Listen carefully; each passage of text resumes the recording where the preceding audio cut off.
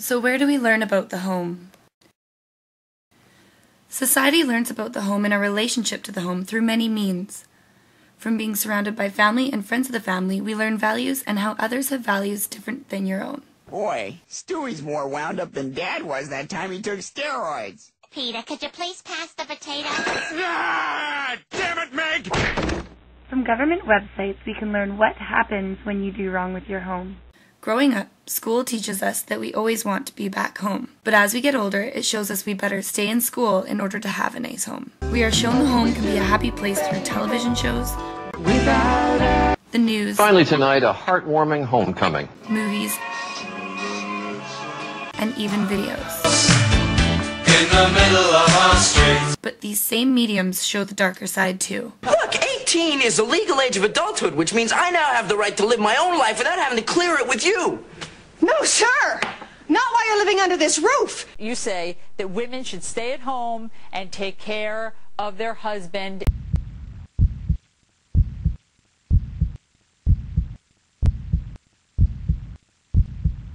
What is that? A twisted sister pin? Are you listening to me?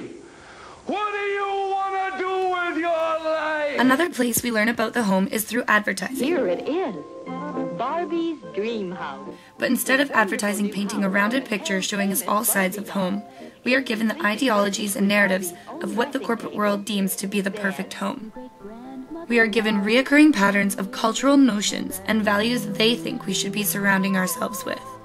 Is this the way the home really is? At times like this, family traditions are important, like Hellman's Real Mayonnaise. It's the best, the one you depend on to make all their favorite foods taste terrific. Everything was great, Grandma. And it wouldn't be home without Hellman's.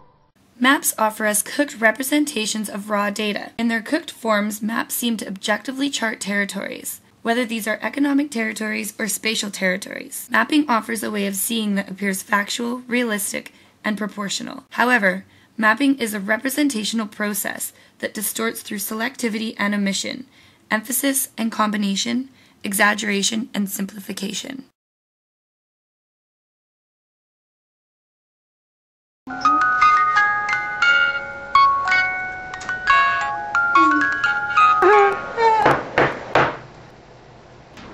I have a package for you. Can we sign here?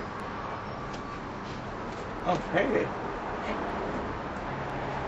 Thank you. Enjoy your package.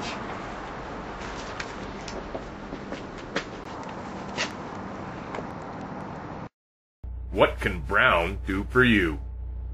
Advertising always paints the home as a pleasant picture.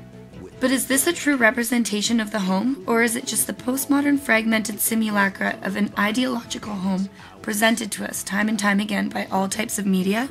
You can get pretty hungry when you're out there trying to score the winning goal. So what do you give your big defenseman or your future Hall of Famer? We constantly see home represented by the nuclear family. Everyone's so happy with mom always having dinner ready. Which makes you the first star. An immaculately clean place, heaven-like whiteness with everything so polished. A way to shop without dealing with those overcrowded malls, and entertainment systems with big screens which compare to the huge screens at the movies.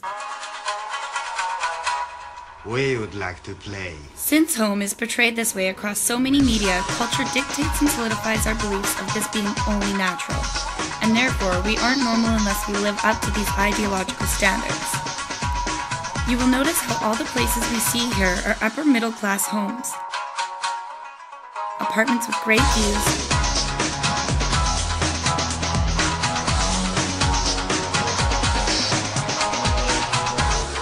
We would like to play. Or large landowners, and no matter where you go, there is always a big screen TV. Of course, for any species to survive, as well as hunt, it must mate.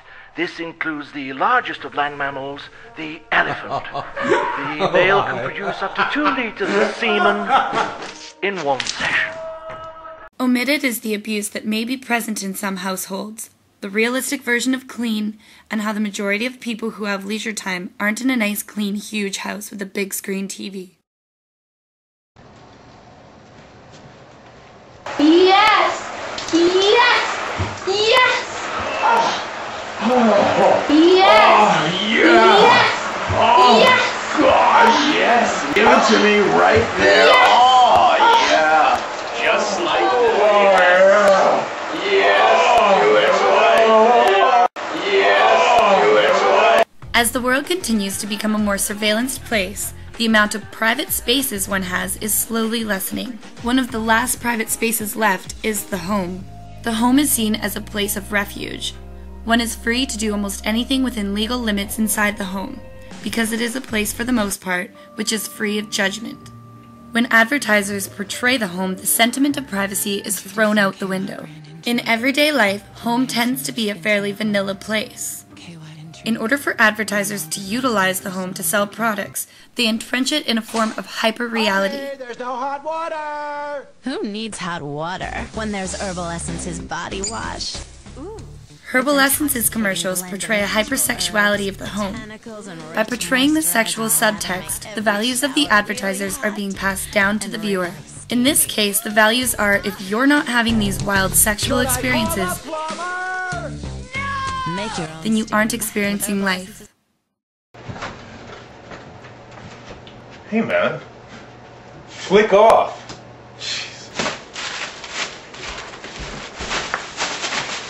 Go green! What are you doing, bro? Hey man! If it's yellow! Get out of here, perv.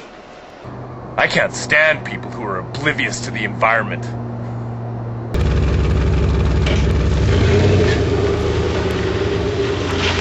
Consumption and concomitant environmental degradation are among the most pressing global issues confronting us today. It is important to recognize the social implications of naturalizing green consumerism within the domain of the home. More than ever before, Canadian consumers want to spend their money in ways that are more protective of their families, their communities, and the world. Well, this is called Repellum. It is an all-natural... With the pastiche of corporately conscious advertisements, we are lulled into an ideological inoculation that not only presents us with half-truths, but naturalizes our guilt to divert our attention from overarching harmful imperatives, corporations in and of themselves. Positively, business is responding aggressively to meet that need, but as it responds, it's struggling with how to convey these messages meaningfully and honestly. The greenwashing ads presented to us are a basic way to render our present ideals and offer us a way to justify our consumption patterns in the home. They say we only have 10 years to do something about global warming before it's too late. You know what? I'm really not going to eat vegetarian all of the time. In this sense, when social responsibility to the environment becomes encapsulated within the privatization of politics, within the home sphere. Click off, turn off your lights, power down your computer, and don't idle your car. Sticking it to global warming has never been so easy. So just click off. The next time you see the home in any advertisement, whether it comes to the perfect family, social fulfillment, or ecology, ask yourself, what are they making me feel towards the home? What aren't I seeing, and what do they want from me? I want to rock.